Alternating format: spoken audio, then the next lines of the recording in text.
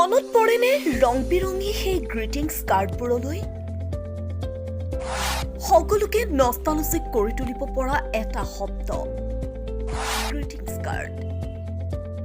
এটা প্ৰজন্মৰ যেন আৱেগৰ নাম আছিল এই গ্ৰিটিংছ কাৰ্ড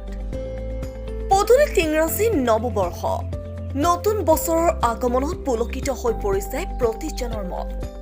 এনে সময়তে মনলৈ আহে তাহাঁতৰ নানা ৰঙী গ্ৰিটিংছ কাৰ্ডখনৰ কথা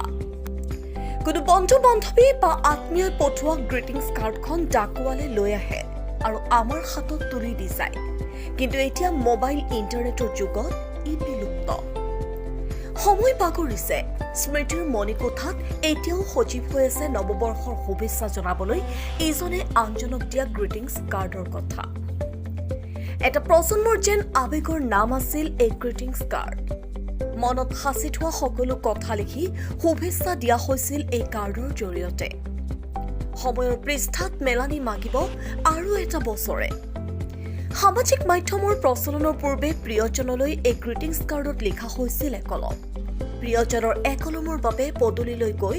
ডাকৱালৰ অপেক্ষা কৰা সেই দিনবোৰ এতিয়া হেৰাই গ'ল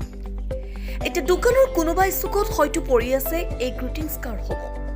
সময় বাগৰৰ লগে লগে গ্ৰিটিংছ কাৰ্ডৰ স্থান ল'লে ফেচবুক আৰু হোৱাটছএপ মেছেজে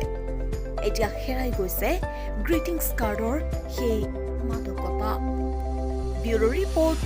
NETV